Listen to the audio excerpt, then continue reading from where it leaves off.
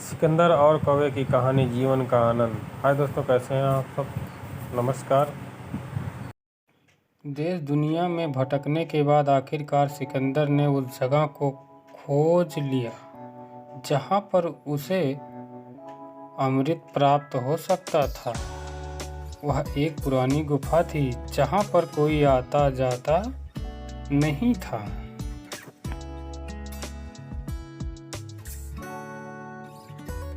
देखने में वह बहुत डरावनी लग रही थी, लेकिन सिकंदर ने एक जोर से सांस ली और गुफा में प्रवेश कर गया।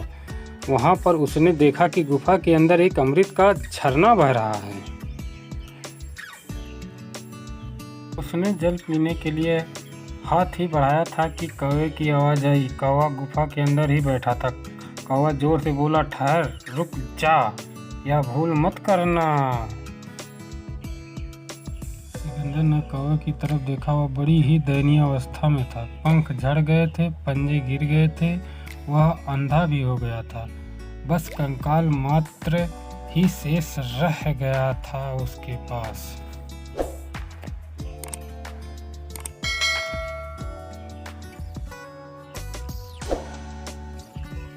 सिकंदर ने कहा, तू कौन होता है मुझे रोकने वाला?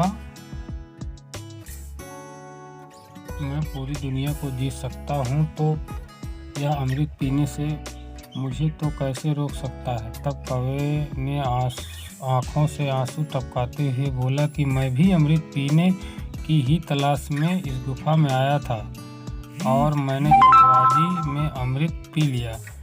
अब मैं कभी मर नहीं सकता, पर अब मैं मरना चाहता हूँ, लेकिन मर नहीं सकता।